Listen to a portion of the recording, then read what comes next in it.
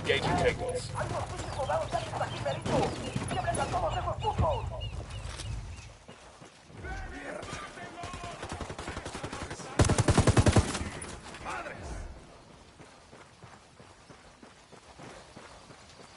You guys all good? Damn, I love this show.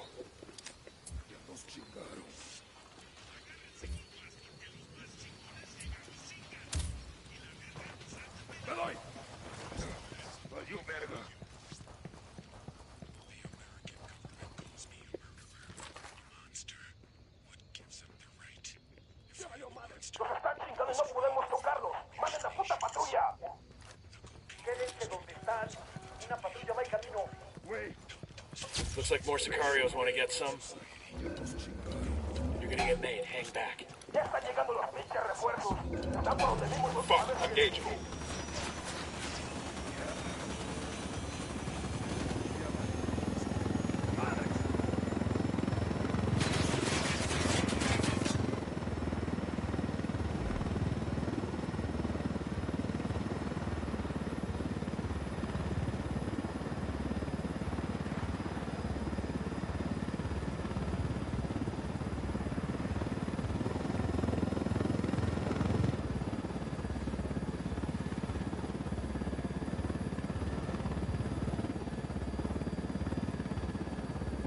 That was a fucking hoot.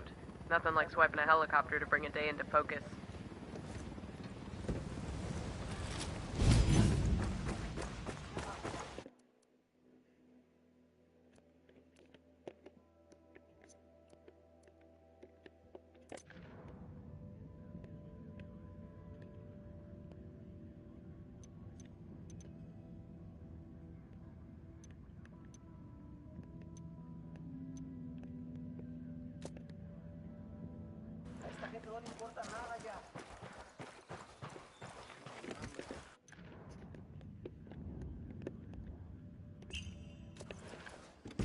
I got it. I'll fly.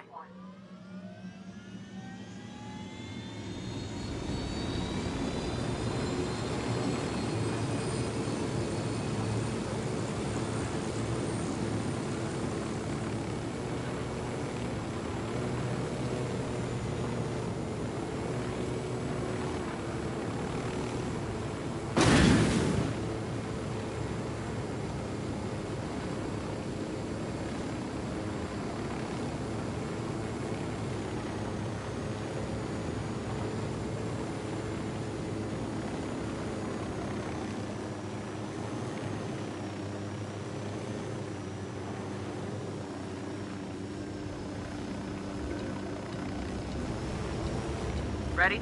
Open fire. Copy. What's going on? We've got a problem.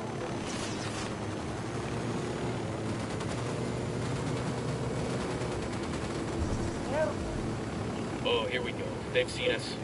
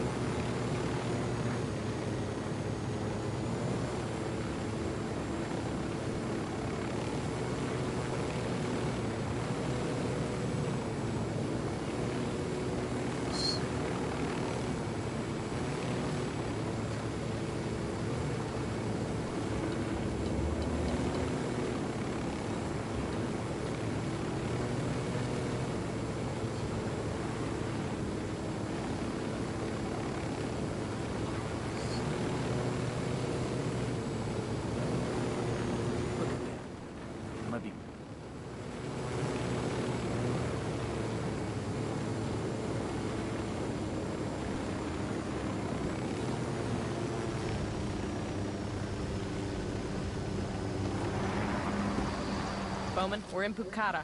You know that annoying DJ Perico on Santa Blanca radio? The activity has narrowed the location of his main broadcasting station to Pucara, so Perico himself should be close.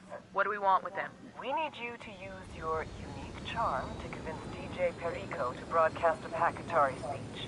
It's a move that'll both raise the Rebels' profile and make the cartel.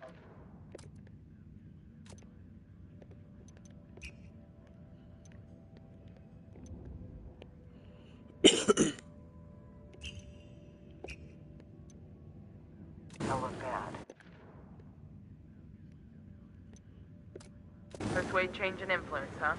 No leads on Perico's 20? We're still looking, but we don't even know what he looks like. Forage for intel.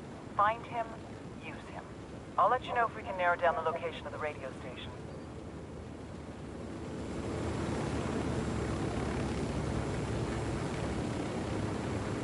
Jesus, take a look at that place. Sticks out like lipstick on a pig, don't it? That's gotta be DJ Perico's house. Let's check it out.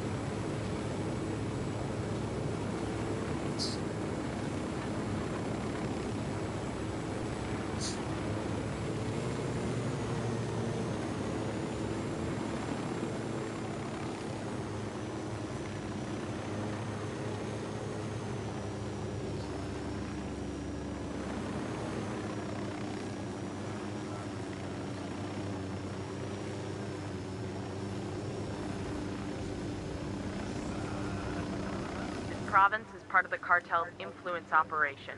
Their propaganda machine. We should familiarize ourselves with their MO. The man at the top is El Cardinal, an excommunicated priest turned Santa Muerta proponent. He's also supposed to be the spiritual advisor to El Sueño. Other guy in the mix is Ramon Feliz. Used to be a legit journalist till he inexplicably started blogging for the cartel.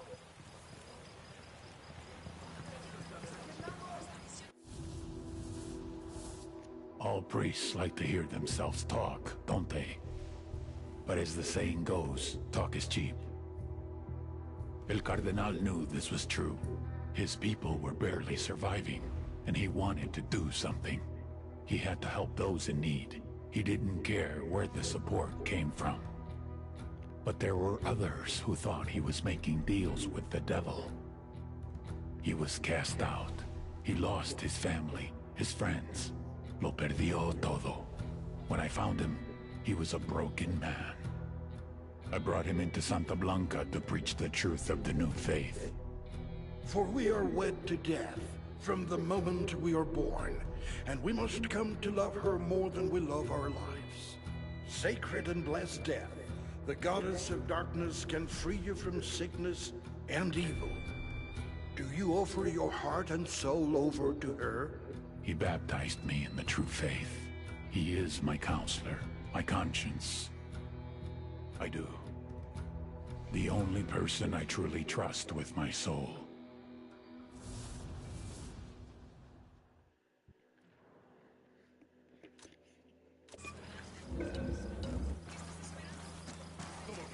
Down, you're giving yourself away.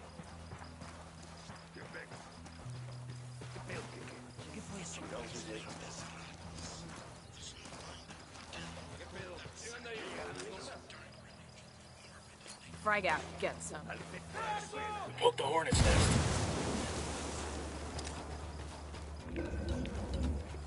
Frag out. Come mierda, culeros. Hold your position. Ah, shit, we've been spotted. You're in bad shape. Take cover.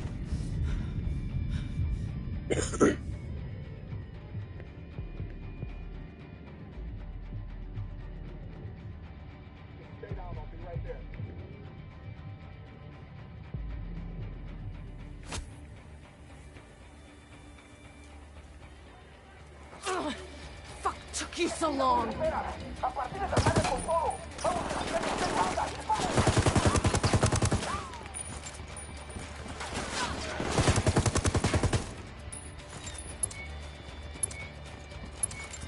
Good shooting.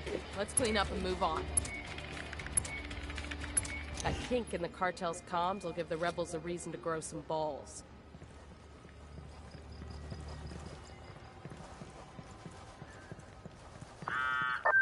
Kumpas, this is Pat Katari. Because of your victory victories, my men are starting to have hope again. Good morale makes a stronger soldier. Yes, hope makes men fight.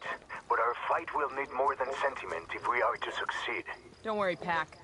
This party's just getting started. Nomad out.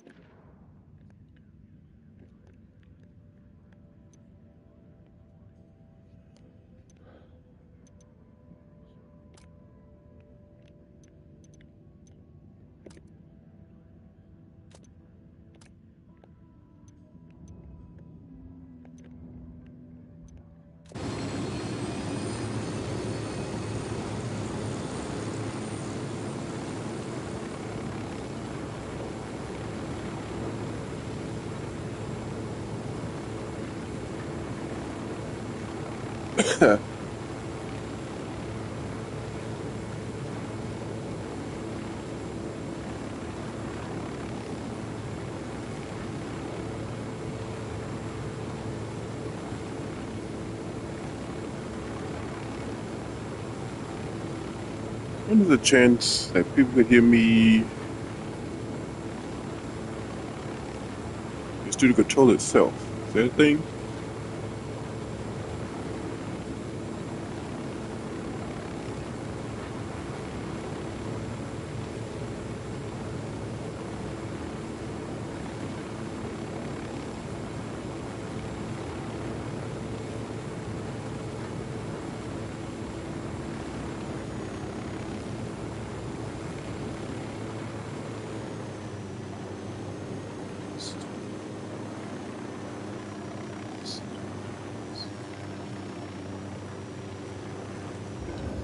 Opening fire on these fuckers. We rattled somebody's cage.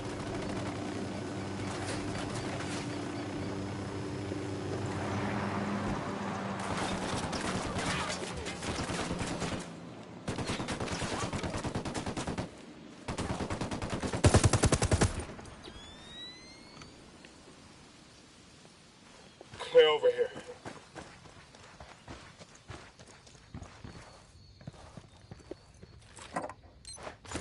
We'll leave a marker so the rebels can pick up these supplies later.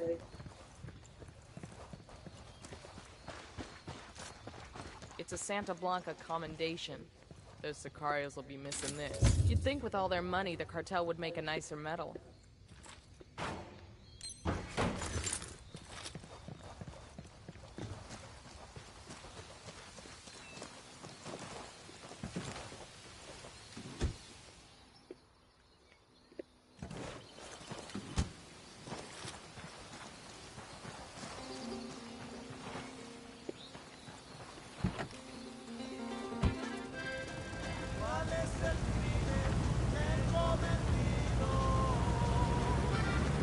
All right, good to go.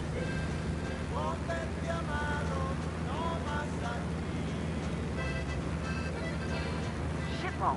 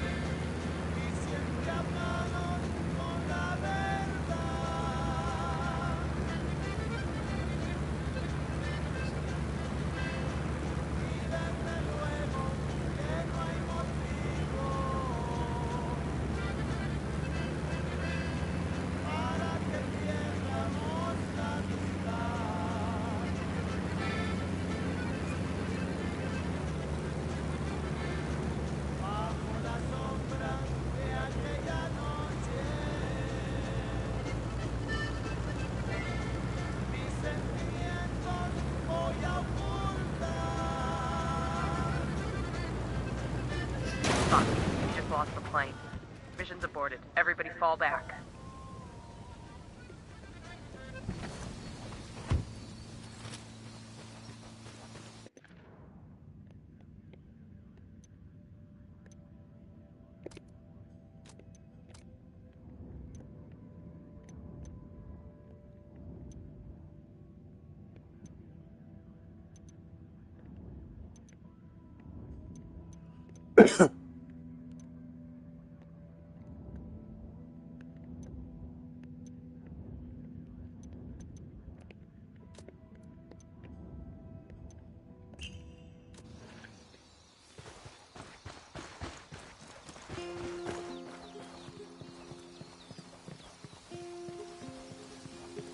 Enemy activity nearby.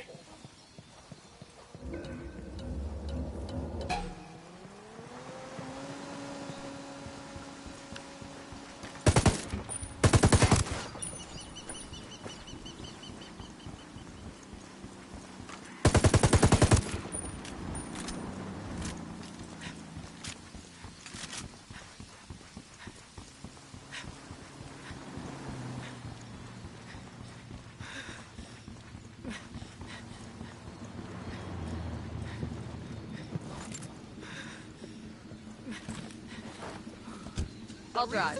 Yuri wanted Bonito to pay more attention to her. Pinche Yuri. I guess it worked. And the lawsuit laid the foundation of the perverse and sadistic relationship they now have. Oh, it's like the white people say.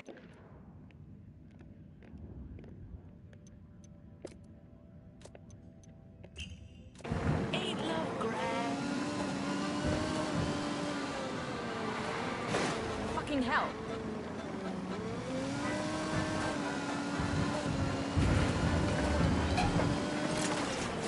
Opening fire.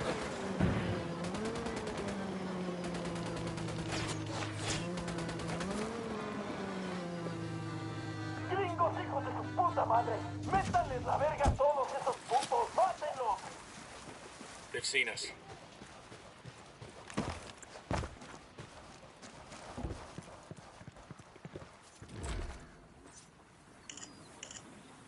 This lists the location of a cartel commendation they're awarding to some guy who killed a few rebels. Vamos a enseñarles quién manda. ¡Disparen!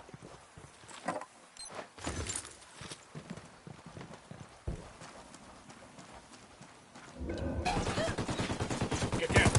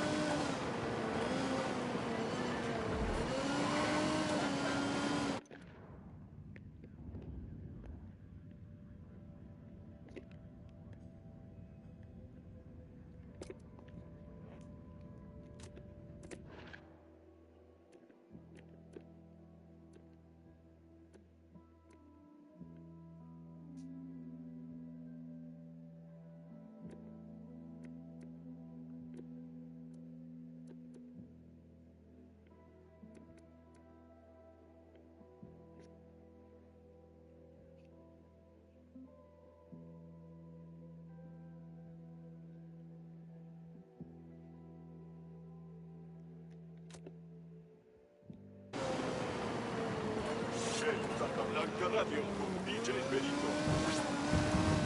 Hola, plebes! DJ Perico here giving you advice from the man who has heard it all and seen a little bit. Things have been a little crazy around here the last couple of days. Santa Blanca even made the news in the States. And though that sounds cool for a criminal enterprise, it's not such a great thing. This could have been avoided if we had been looking out for each other. You may not have met him, but you all know Ricky Sandoval, the man at the king's right hand, the guy whispering in his ear, the guy handing down justice and shit. You might not know Ricky was acting a little crazy the last couple of months. It happened.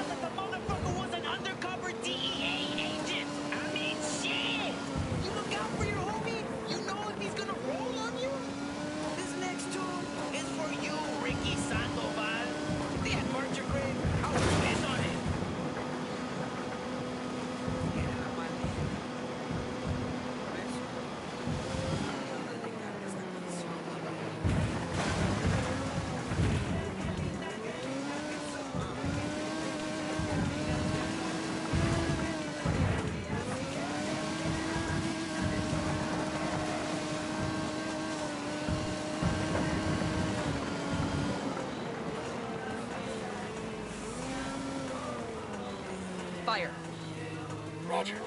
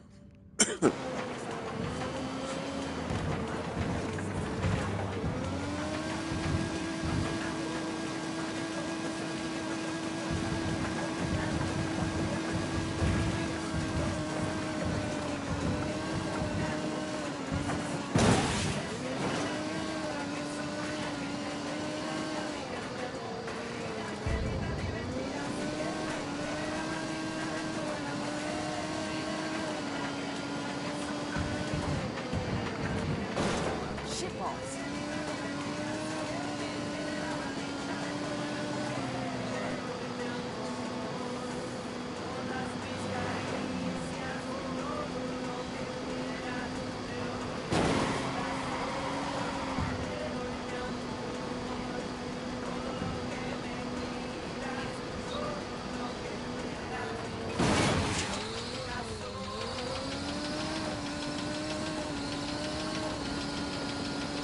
DJ Perico en la casa, bringing you so much music you will shit yourself. And speaking of things that will make you shit yourself, I have on the line the scariest couple with the cutest Instagram account, Yuri y Polito. Hola, Perico. ¿Cómo va todo, man? Welcome to the show, Banda. I realize that doctor-patient confidentiality is supposed to be a thing, but hey, we're criminals. Watch it, it's gonna blow.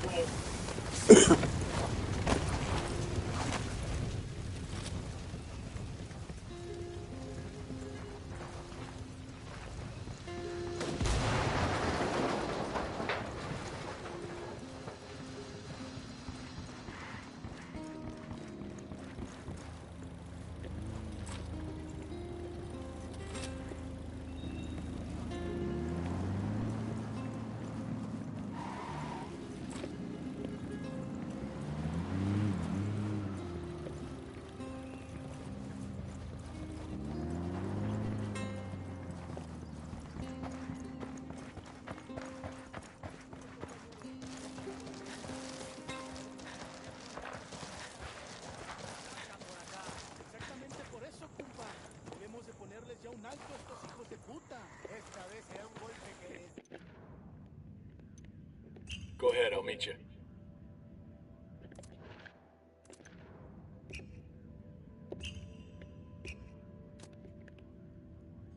I'm riding the motorcycle.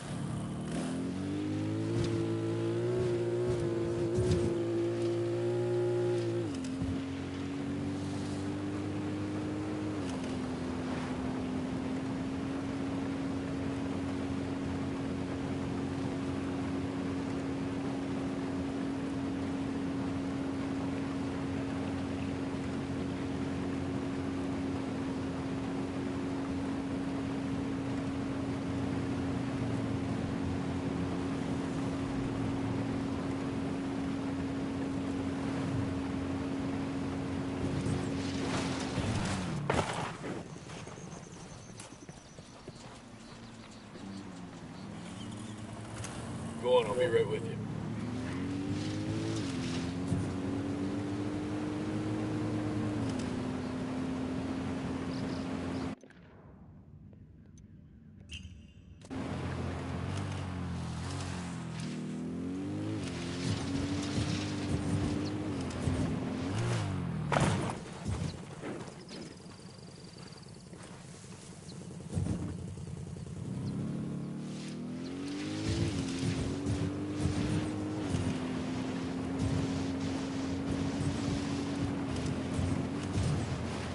Got some hostile.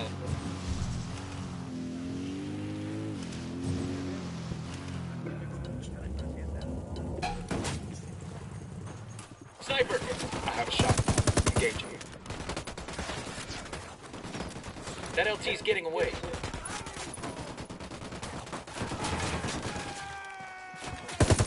That Bende's giving up, buddy. Grenade, get to cover. Find some cover, fast!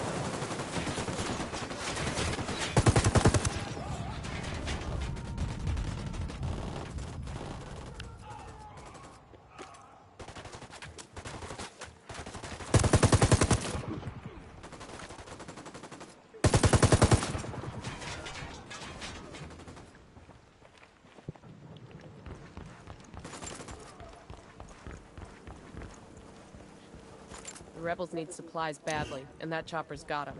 Let's snag that bird and get it turned in the right direction.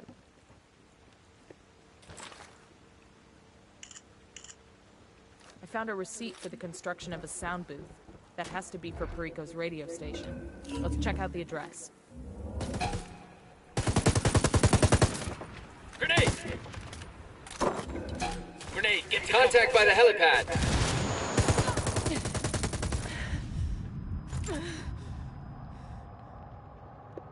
We good?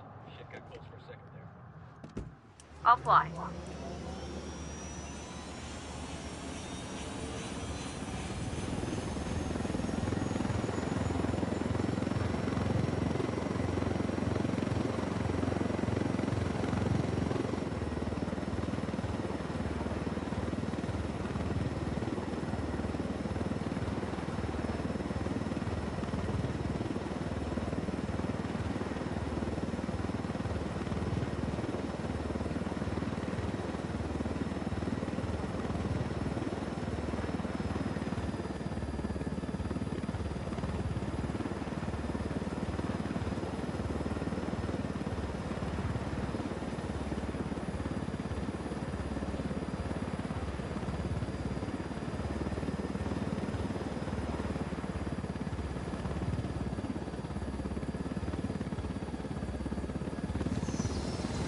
Stealing supply choppers to help cartel-crushing rebels. I love my job.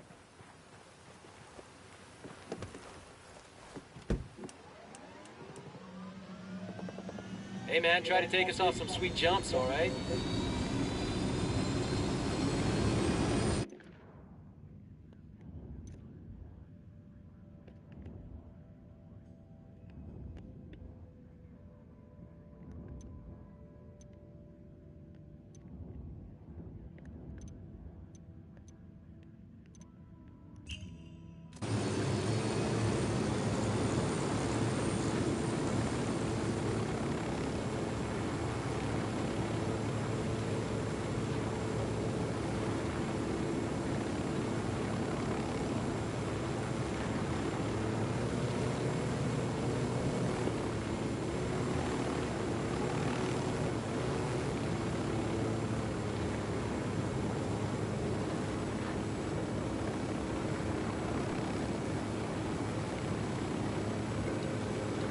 These mausoleums look cute in comparison to the others. SB builds them for their Berchonis. I've got a healthy enough ego to say I want something like this when I die. What are you, a SEAL? Because I don't know any quiet professionals who'd need something like this. Their lieutenant's running away.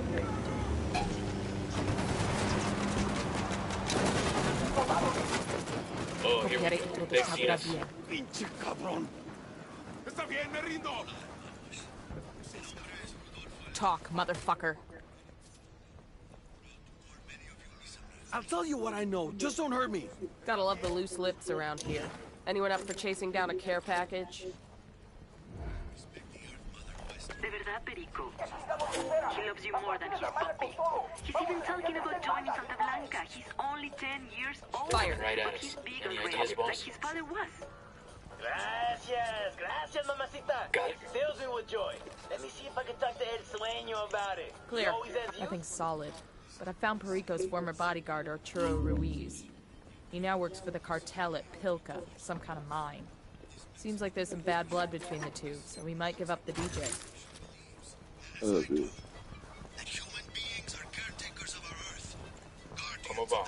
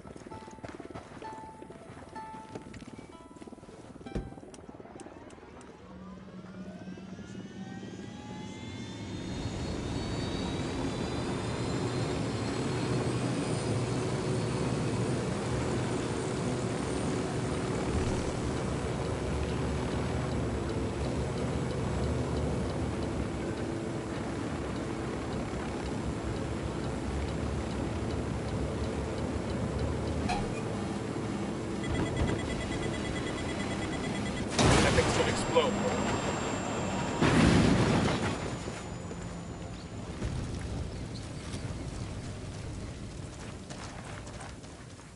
Everybody hold up, we got hostiles in the area. 2 Sicarios, near the campfire.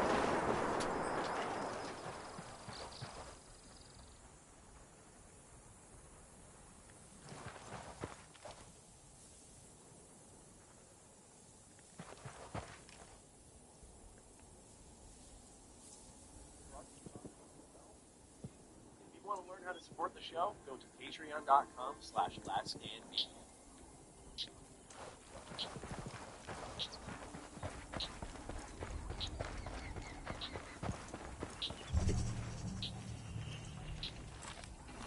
The drone is up. A baby makes 3. I'm getting a position. Let me get into position. Shit, I gotta find a Salutations, good everybody. position. It is Maddie here today, and gotta welcome target Eyes on to the target. episode Say the 181 word. of Defining Duke, an Xbox podcast. Today, I'm joined, as always, by the lovely co-host, He's Lord gone. I think they Cognito. found their How pal. are you today? I'm doing good. That LT's getting away. I feel like the God rays shining down on you. The smile is different. The energy is different. It's a glow. Ah, shit, we've been spotted. Hold up. God comes down, shines Easy. the light on Come you, here. man. Everything's different, bro. He's different. Look at my man with the gloves. First of all, super proud. My friends Like, all I think was you're like, I useless. like proud Me? energy. I think we can make an example out of you. Look at my You'd guy. be He's surprised how killing much it people right pay now. attention when For they find a those who man don't hanged know, with his he own was, intestines. You don't need to do that. I'll do whatever you want. I want you to go tell all your hermanos what I happened want to here. give you your flowers, bro. Like, you know, Fucking obviously thug. I'm super honored to be He's lucky showing I it didn't to put a you. bullet I always in him. remember the Shit, day like that it was would've been a yesterday. The mercy. kid with the Now was like, everybody bro, knows he's a punk. I wouldn't do The the rebels fighting are gonna make his with life you. hell. But the second part is just like, I know your history. And to see your journey as this kid Oh, I could use this. who loves these style of games and Bethesda and just the amount of detail and intricate work you put in to then culminate to this, what I consider the perfect person at the perfect time with a damn near perfect kid. So congratulations to you, sir. Kudos. I know what it means to get a bucket list thing. Yeah. And like, this is that for you. And I do not want to understate this moment. Mr. Matty Flay, my man, brother, salute. Thank you, bro. Thank you. You were one of the few who knew before going in, and yeah, it was.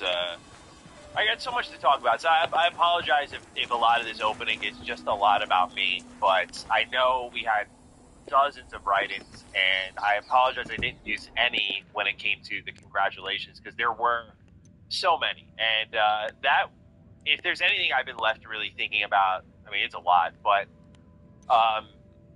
the overwhelming positivity was very good for the soul. Not in a clout way. It was a level of love I think I have needed for a while, and was very validating of what place I held in this industry. For a long time, I just very much felt like, yeah, I have a purpose in this industry, and I'm trying to break through, and I feel like there are people rooting for me, but I feel like a lot of people are rooting against me. And that's always going to be the case, right? You grow, and that 1% or that 2% or whatever percent it is just feels louder and louder by nature of the growth of your audience. And I was adjusting to that. And so when we were locking in this interview, which by the way was half a year in the works, I put in the pitch in January, and it's been a long time coming.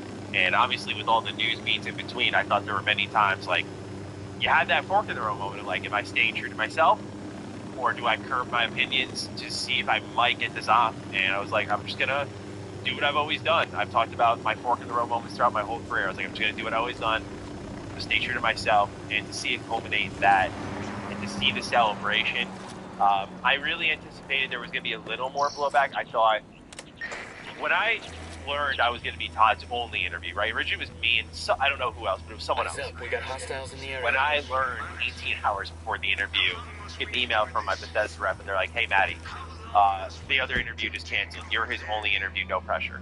I was like a mixture of excited, but also like sweating a little, because I was like, okay, I was ready for this. Now I'm about to make the news with my own two hands and Todd's own hands in this sense. And that is a level of eyes and pressure that has been on me before, but knowing it's coming is a whole different story from like, oh, I made a video and it popped off later, that sort of thing.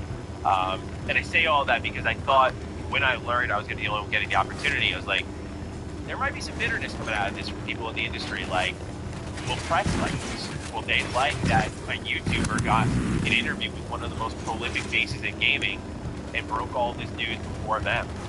Will press feel that Bethesda did something wrong? Will Bethesda regret this decision if the press feels this way? There were a lot of too many goddamn hits. Outcomes I was trying to think outside of just like the reaction I did expect was like, oh my god, Todd's on Maddie's shin. And just to see that positivity, as I said earlier, soul-feeding, like really soul-cleansing. And it was that moment where like sometimes I do have a bit of an issue with like noticing the hypercritical stuff because I'm always trying to get better. And so I consider the positive, but I sometimes focus on the critique a little too hard because, again, I always want to be the best I can. And it was in that moment there when this went live and I saw the outpouring of love that I was like, if you find anything to be upset about this, it is officially a you problem. And you need to talk to me. So it was a moment of reflection too, of like taking it in. Many people know I'm always on to the next thing.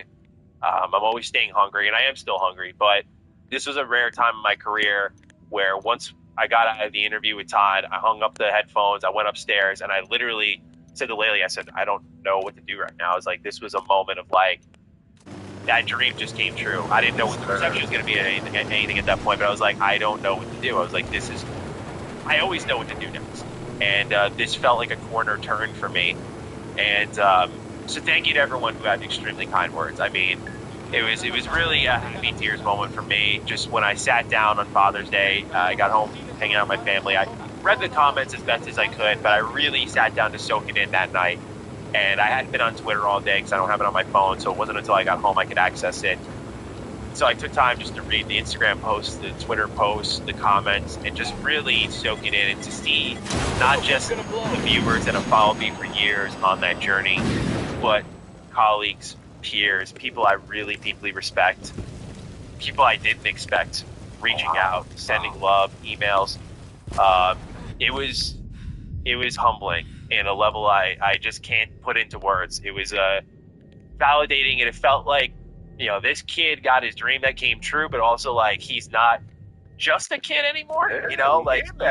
He's grown up a little bit, and it's not like this same 18-year-old boy who's making Todd God Howard jokes and putting Pete Hines' head on a ketchup bottle. Like, this is an actual guy who can make some change in the industry. And that was the best part about it, is I feel a lot, I've caught word, a lot of different companies have seen the conversation, the transparency that was on display, and the way the audience connected with it. And they're taking looks at how they can kind of tap into those sorts of conversations with members of their own community. And while I have goals to change the industry in other ways, that was an extremely big moment for me to learn, because to me, that is what I'm here to try to do. I don't know if I always succeed, but I'm trying to educate and inform, just like COG does, and make sure we entertain at the same time. But also, for me, I think the conversation in games is just at a low. Like, it's so bad. And for me, one of my number one goals with that interview was like, how can I ask fair, honest, and at times tough questions without being an asshole, without mudslinging, and get a good answer out of Todd that explains to people things that they've been asking questions for years. And one of the cool things I saw come out of it on social media, like one tweet that was trending, was a person they were making fun of a news outlet, but it was called like bad news for people who want like Fallout 1 and 2 remakes or something like that. And then it was a quote from Todd from the interview. And this is, by the way, our number one story of the week. Because I guess I picked a hell of a week to drop it. No other news happened. So, not to stroke the ego. I'm just saying, like, it was pretty cool to get the news together. I'm like, let's see what happened. So, my interview, yeah. I was like, damn, okay, cool. That was a funny moment for me. I was like, all right, so number one on the news report, my interview. Yeah, but yeah, so that's the correlation between the Fallout 1, Fallout 2 article. Sorry, yeah, thank you. How you frame the questions, how you ask the questions. Yeah, like how the answer was given. People were calling Todd's answer. He had like 40K plus likes on the tweet. Was like calling it a based answer. Like people loved his answer about why they're not gonna remake or re-release Fallout 1 and 2. Because Todd's like, as we'll talk about later, like I believe that these are things that should be preserved in their original state, and I don't really want to step all over someone else's work. It was a really good answer, but because I think number one, I asked the right question and opened up that avenue. Most people were like, "Where's Fallout 3 New Vegas?" It's like we've had that answered so many times. I tried to avoid those pitfalls. Like, I great job with that. By the way, let's go. Really I'm on. Let's go. Again, definitely, I never got an interview like that, but. One thing that I do try to do is, you do your research, right? You look at, the person's been asked this question. That's what makes it tougher, because someone has a lot of exposure already to try to find your unique pocket or how you're going to approach it. And that's what I saw that you did. You had unique things, and what I like is the reaction. Oh, you know what? That's a good question. When you get that, when Todd hit me with that a few times, I was like, all right, good. Bro, that is an interview. It's like, that is that is when you go, okay, and I know what it feels like. It happened a few times in the past interview, and you feel so good because you know the research, they know you know what you're talking about, and you have that nuance to it.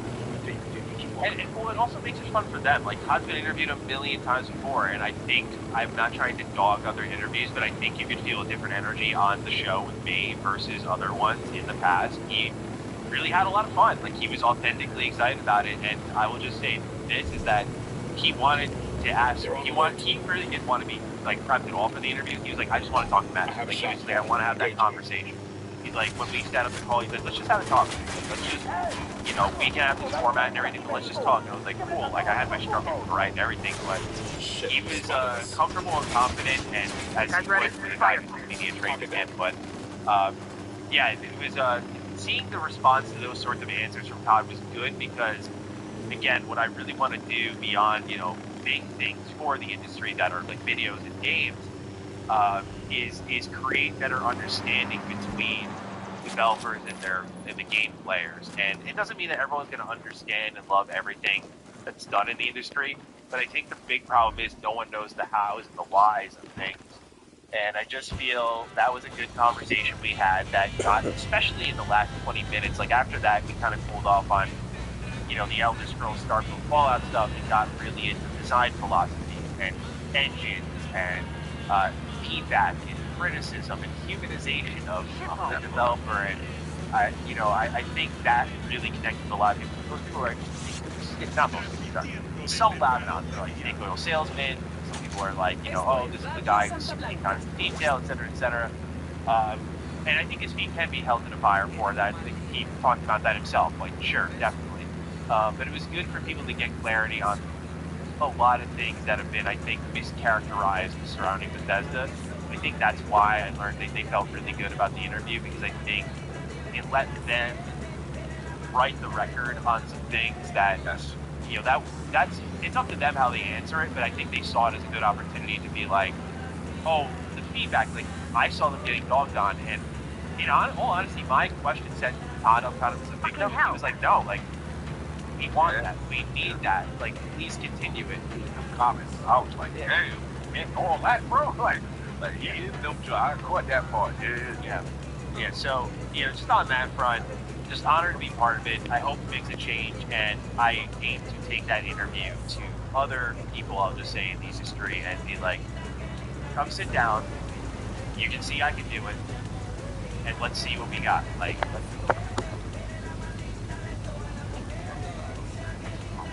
think that's the thing about it. That's it. We'll leave the plane here and let the rebels know where to find it. Again, as a game, we think we know. And I think what it is, it gives that clarity, it gives that nuance to help us understand things that we may not agree, right? And we still will push back with things we don't understand or things we're passionate about. But as long as we do it in a respectful way, they respect that. You know what I'm saying? And it's dope to hear you say, like, yo, Maddie, let's talk. Let's just have a conversation, that kind of thing. And that's rare. And the fact that, again, who you are and what you have done have earned that trust level. That's a special thing, and that should be celebrated. And that's what I think we should strive to do in this industry. And I love interviews for that purpose, man. Yeah. So yeah, super proud. That was dope. Yeah. So thank you to everyone who reached out with really kind words. It left me floored, and I've just been thinking about it ever since, and just kind of the aftermath of it. And I really never, as I record this episode, I haven't had a chance to really talk about it, but I didn't really get a chance to react to any of the sick shit that he dropped on the show. There was like one answer in particular, you could hear I was getting a little like, whoa, but I had to reel myself in a little bit. So I'm excited to really dive into actually like the information from that interview, because I haven't, as of this point in time, had a chance to really dissect what he discussed, and that was also an interesting angle. And I think last thing I'll just say that was really cool, because I wasn't sure it would come out that way, was like, for example, one of my friends, Juicehead, who's a fellow YouTuber, covers a lot of Bethesda content, like reached out personally and said, dude, like, that might be Todd's best interview that you do. Like, that was cool, because like me and him and a few others like break down every Todd Howard interview, because he always just drops a ton of information.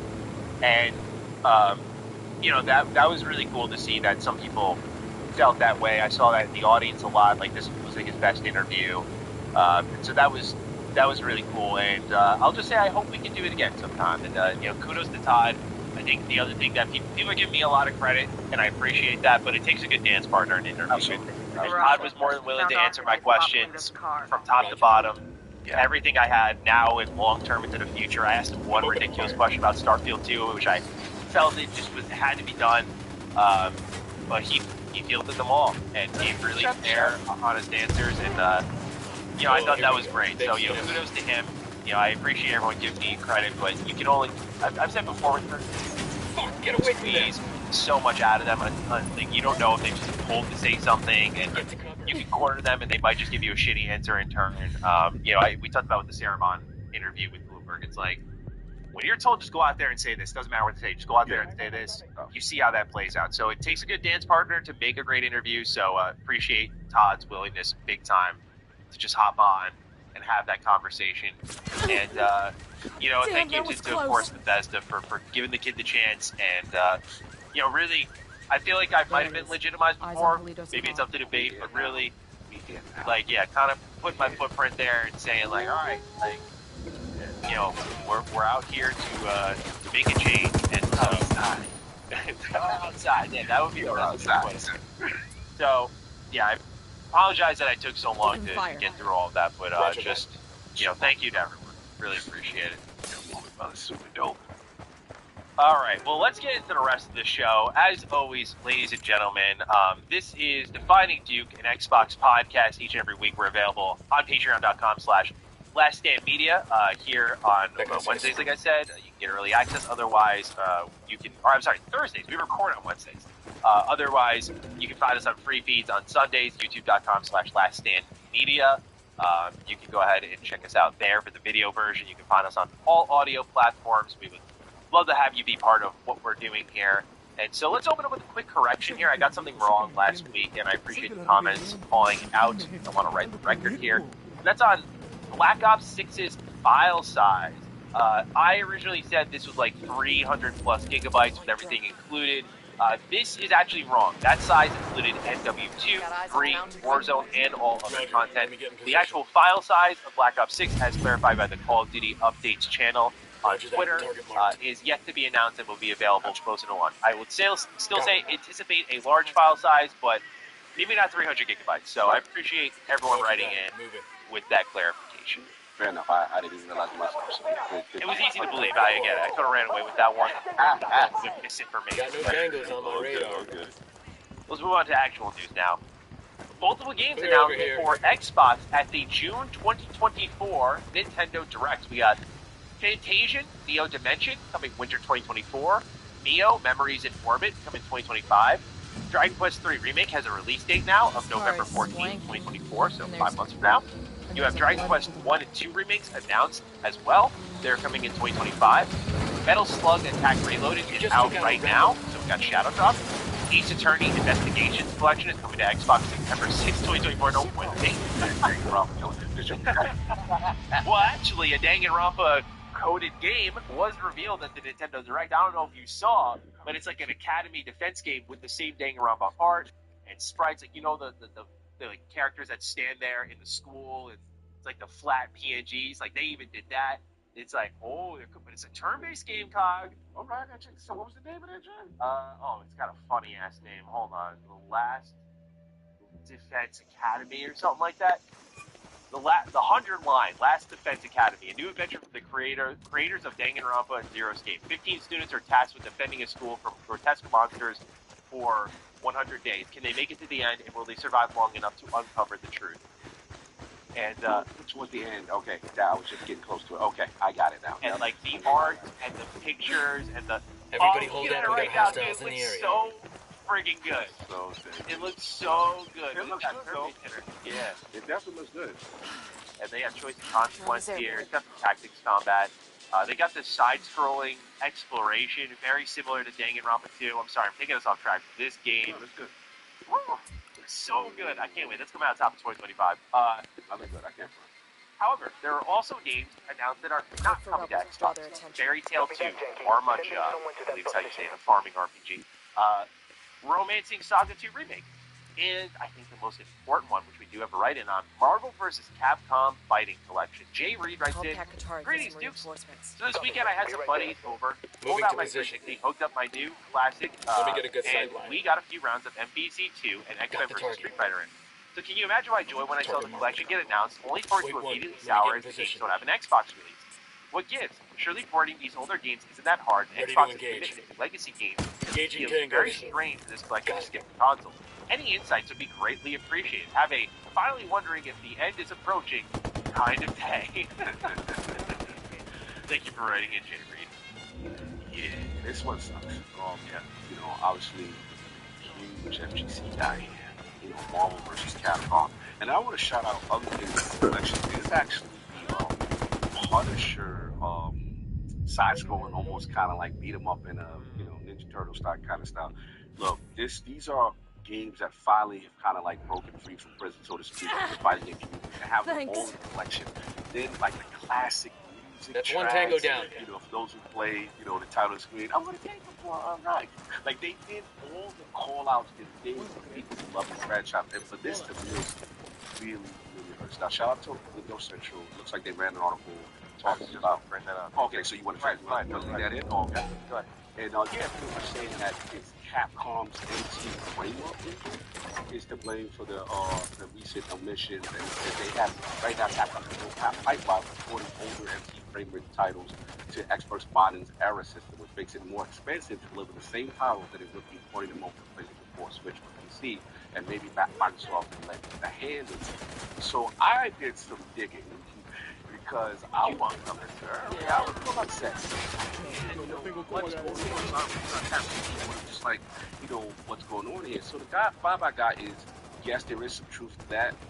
There are more specifics that, basically conversation more nuanced from a technical side, but also a business side, right?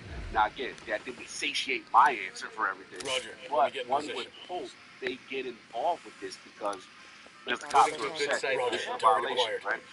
So the thing about it is this. Copy. Target what marked. I'm seeing is these older titles, whether it be, remember we had this similar situation with the Pixel remaster and stuff like that. So I'm wondering if this pipeline issue is also affecting these older titles. And they're coming right at us. What's the word, boss? Target down. Capcom. We got Path of the Goddess. We got all the relationship that's tremendously improved. Yeah. But what I don't want Xbox to do, I'm going to be on y'all, I don't want y'all minimizing this. Because what happens is, you're missing out on a genre, and then you keep the narrative up of you're lesser than, it doesn't come to you. Yeah. And we don't want that. So I would like this to get addressed. It's good to get a technical explanation on it, Clear. or a theory, How you guys holding up? because it kind of dissolves that narrative of, like, it's not super personal, like I think some people are making it out to be. It still does, like, that the mindset of, like, oh, well, even if it did cost you a little extra, you're saying Xbox fans would buy this, and it's not worth bringing it over, which then supports that same mindset you're talking about. So, yeah, it's disappointing because what it means is it explains games like Mega Man Battle Network Collection missing. To my understanding, that's why these collections arrive in PS4 ports that you just play on your PS5, because the PS4 still supports this MT framework and there's a bloody condom in the glove box. It's always a shame because make that MVC 2 bloody coming condoms. back is a guess that confirms it's Yuri and Polito's ride. Even if the condoms come standard, it's a sweet fucking I really thought what they would do with all this is just like, hey, you get an expensive web with remake rails on it, MVC2, and you just drive it around the same dusty towns you were driving around before. You totally want one of these cars, don't you? I can imagine if someone is a Mega Man Battle fan knowing that they still the same street, so what's the point? Air conditioning. Games have been one. Like Capcom, I know we talk a lot about the AAA games, but they're like the master of production, the reboots. Like they've done it for Mega Man, now they're doing it for PC, fighting games, really cool to see. And then throwing in like the Punisher game is just a nice little gem in the mix. Like I love that stuff. So it's awesome for me. I just hope that maybe one day.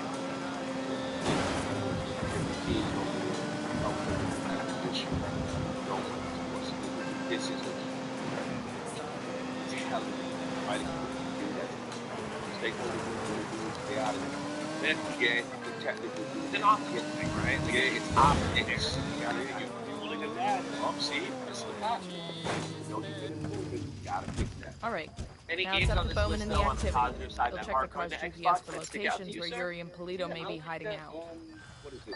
Nomad, we finally got a 20 on Yuri and Polito. Bro, like, the activity I like cross-references the car's detail GPS saying, with that hey, description you got from the prisoner. And then he They're at a actually hunting said lodge. in the Rumor has it they use that spot for their enhanced interrogation. One and then just send us the location. We'll take care of it. Put them in the ground for me. From my understanding, make sure they feel the pain. Genki from Japan, like, he told me, he was like, I know you do Final Fantasy car, but Dragon's Quest is Let's roll. that way. I'll catch up with you. Oh, yes. I didn't realize they had a top dog. So again, huge, and giving kudos now that this is on the platform. I have to give these a shot because I've heard like these are the grandfathers, the OGs of this JRPG thing, and I've never played these games. So, and he said the order, so salute. Yeah, I would definitely like to try these.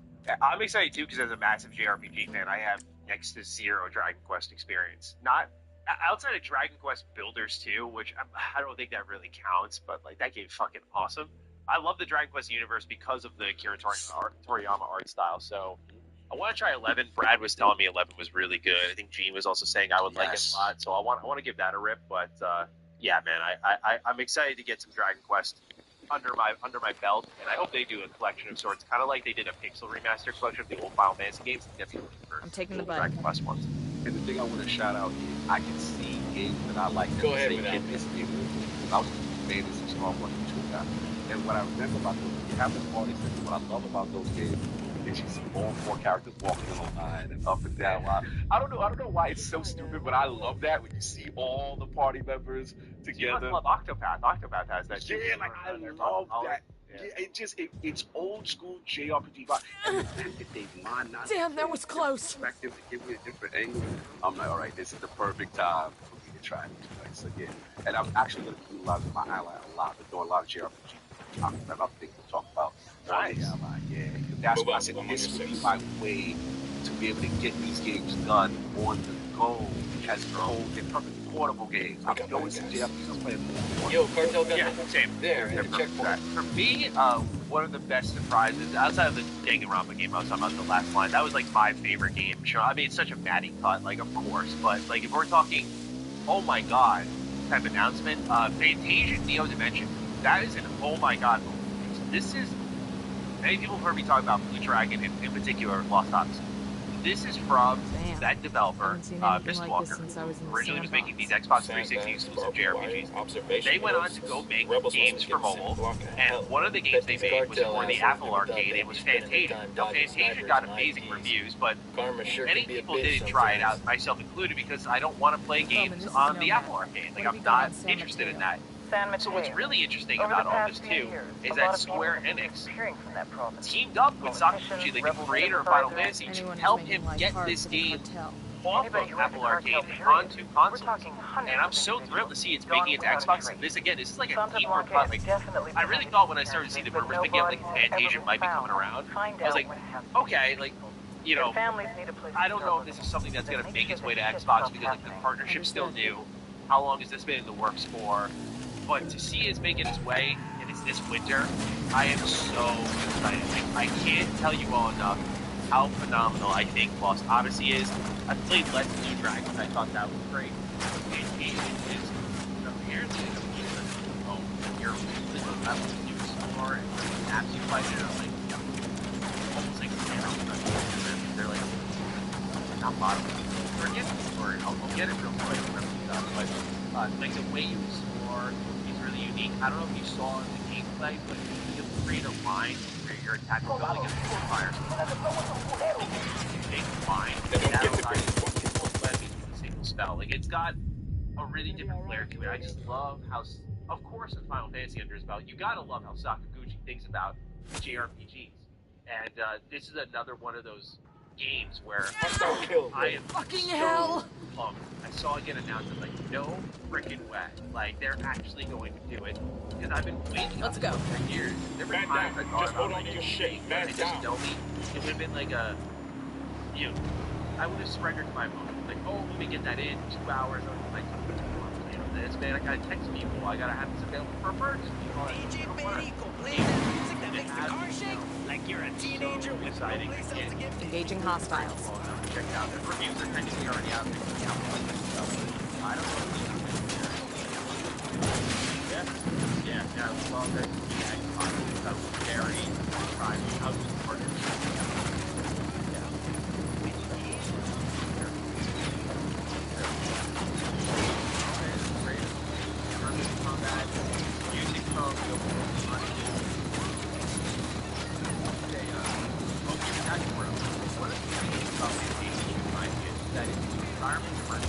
Get away from them. Move. Diagram for being made features unique combat mechanics. You have to account for energy efficiency from combat. Don't hit the truck. Looks like Unidad is sticking their nose in this asshole.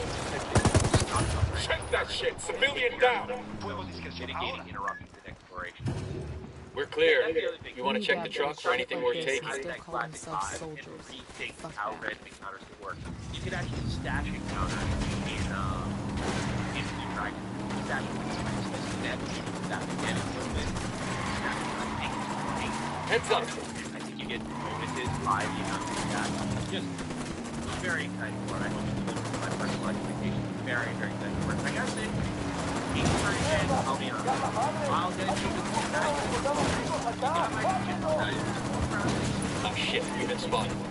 I'm not about that BS meaning right, but Wildlands, you know what? I thought it'd be more right there.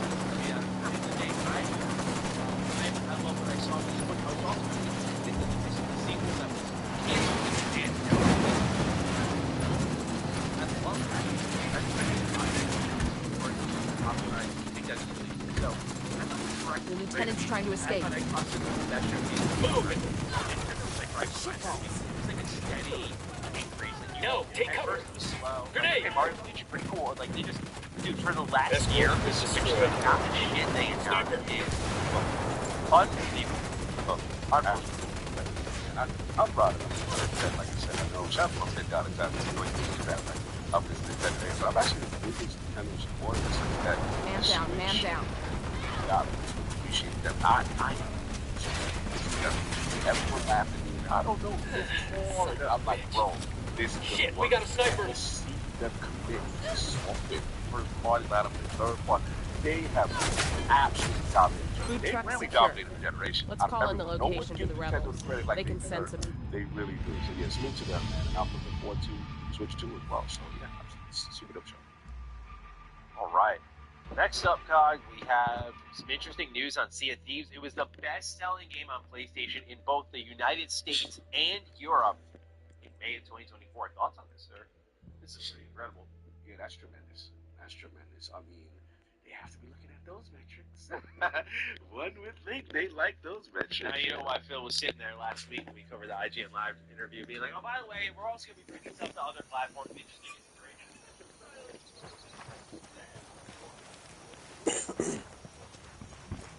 Bowman, we just arrived in Agua Verde. Welcome to Narco.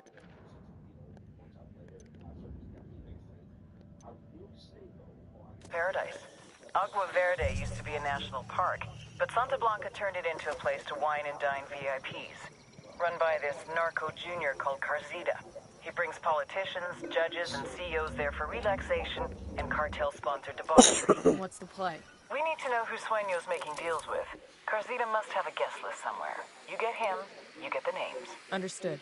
We're on it. Coming up on a casino. Must be the cartels. If we destroy that interior, trash the slot machines and tables, VIPs will think twice before coming back here. That ought to be enough for Carzita to drag his ass back to Agua Verde.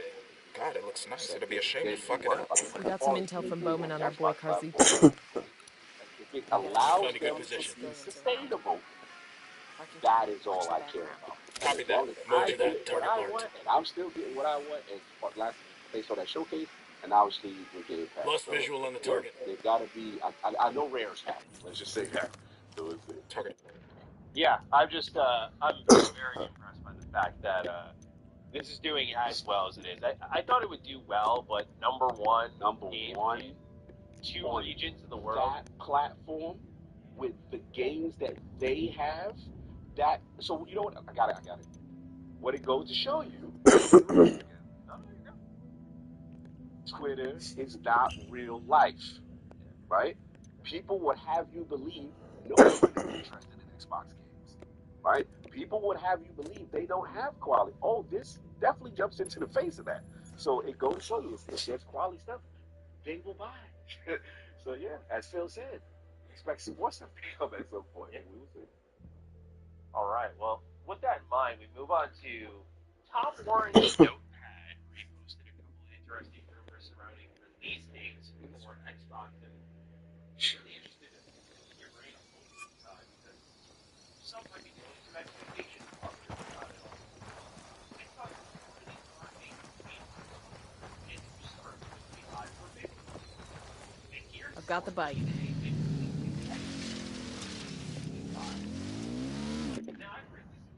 Not only because it just by nature of the trailer did not appear to be a year out.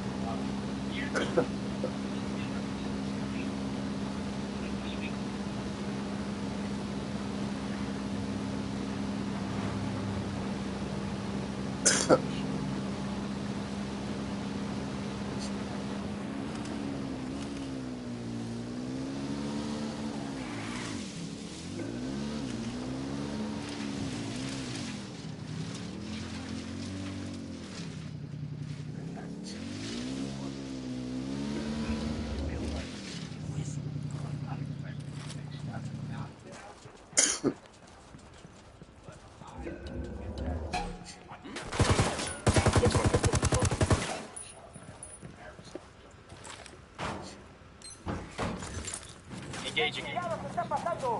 ¿Dónde están los cañones? Tenemos a estos pendejos enfrente.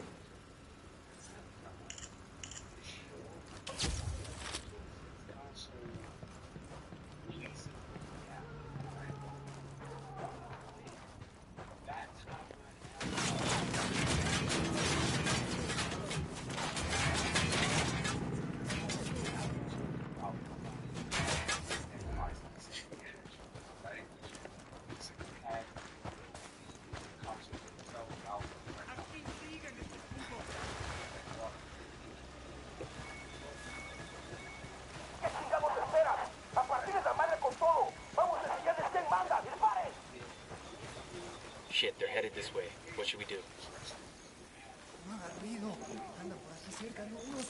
Guard is up. I can't see squat. My drone's being jammed.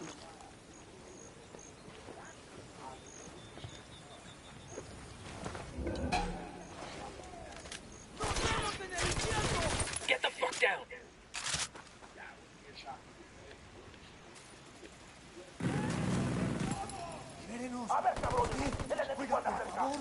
Frag out.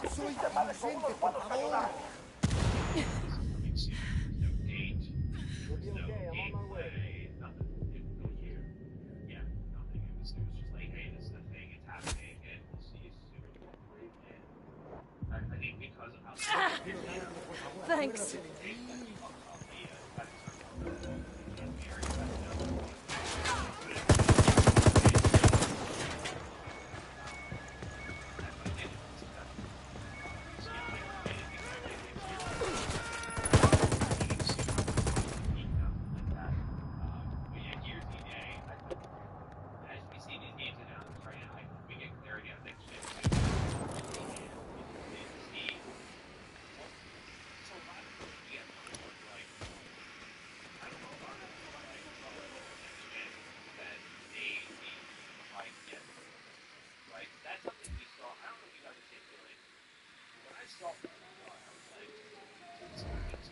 I put a call to the rebels for a diversion. I called the rebels for reinforcements.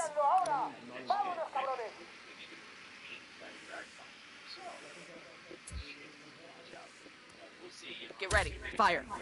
Roger that. Got one.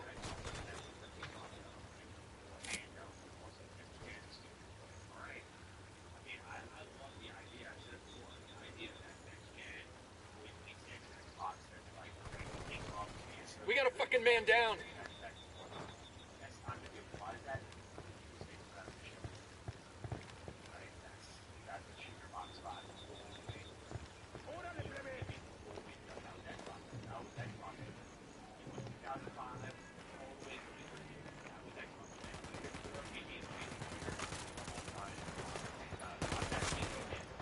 Dropped him.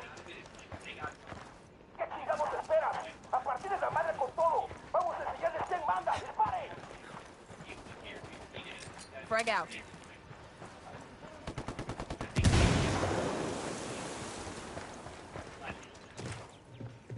Hang tight, I'm heading your way.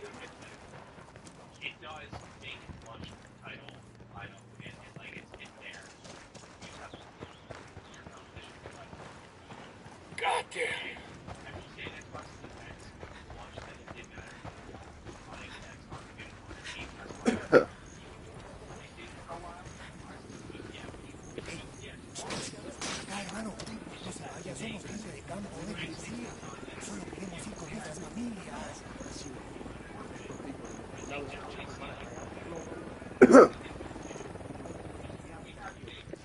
This is a commendation?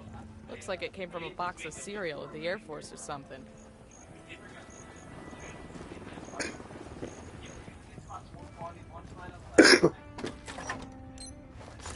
We'll leave a marker so the rebels can pick up the supplies later.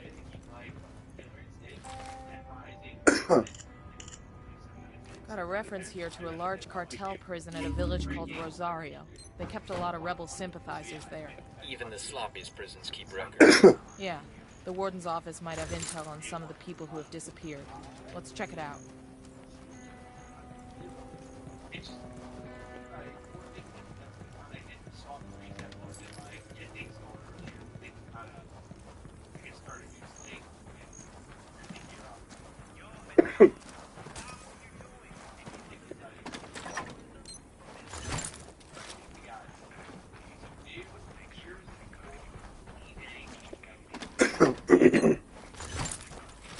Eyes up, we got hostiles in the area.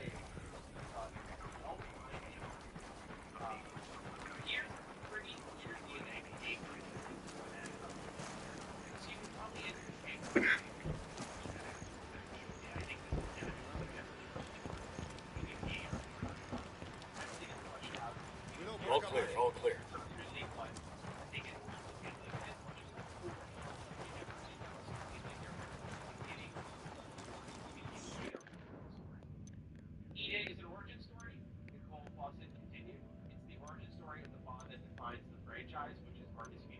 We've got a location on Luyuri and El Polito. Let's pay these fuckers back for what they did to Sandoval. I don't care how you do it, so long as they both end up dead. We think we have a pretty good handle on what makes Gears feel great, but it doesn't mean we have to return Gears to its simplest possible version. There's some things we tried that didn't work great. They're talking, by the way, in reference to like will things be open world or linear, and some things we tried that actually turned out pretty good. We know that there's this core linear against all odds thing that flows through it, but there's room for us to play with that. We've got a whole city to play with. Gears 4 today is going to feel like a fucking kick-ass Gears game, like the one people have in their head. But it's going to feel like a new game. It's going to have a new feel. It's going to have a feel. When that's it wrong, it's going to show up. And we're not answering stories right now to any change. Hang on, I'll drive. Man does not. He will suffer the All right, I'm in. as our betrayer, Ricky Sandoval. He will die in agony, screaming till his lungs give out, and then he will be discarded, tossed away into the dirt, like the garbage he is.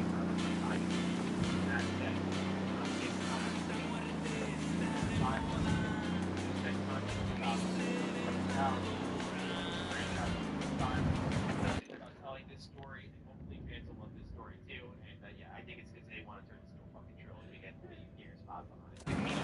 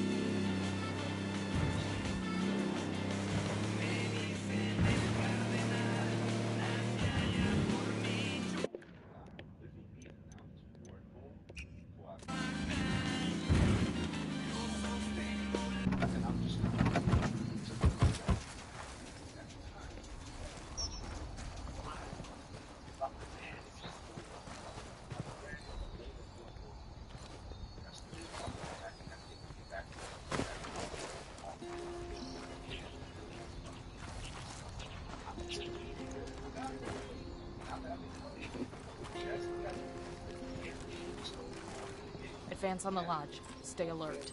Drone is airborne.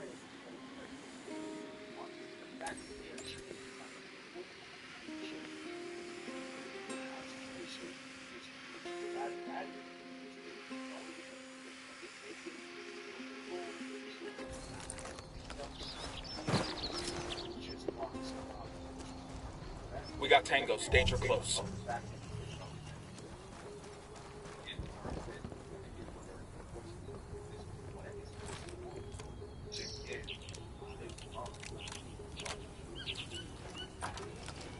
Move in. Watch those doorways and corners.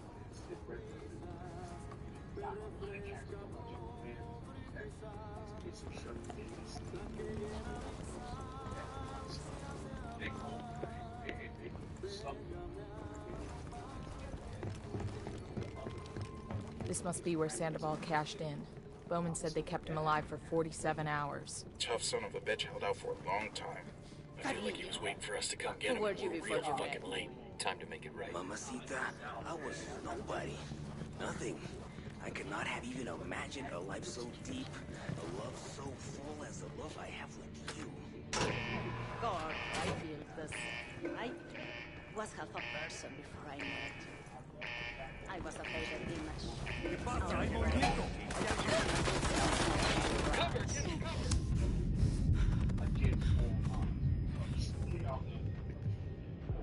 I want to see what a Murder's Day really feels like. Locust are here. This thing's like the intro of Last of Us 1. That's what I kind of think of, like that normal life to just complete shit show in a moment. That's what I think of, and then like a time skip. I feel like they're gonna lean into that kind of stuff. Fuck took you so long? Yuri and Polito have been terminated. You know how in the movies people always act like revenge isn't satisfying? Like it doesn't make them feel any better? Sure. Well, I feel fucking great. Taking out that lovey-dovey horror show also earned us some points with the locals. Make contact when you find something new. Bowman out.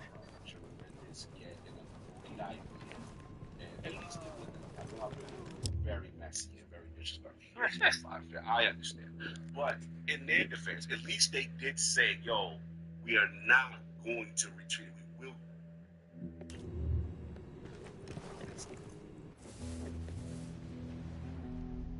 Our security infrastructure was being attacked. It made me question if La Plaga, our head sicario, was up to the task, or if he was too distracted with social media antics. Are you too busy chasing pussy on the internet to do your fucking job? Or he's fucking your job? No, Jefe. He's my brother, Sueño. I will keep him in line. La Plaga got the message. Too well. He doubled down. Whoever's behind this, know that we will find you. Know that for every one of us you kill, we will kill 10 civilians at random. There is no such thing as innocent to me. The little pendejo had no idea how much damage he had just caused.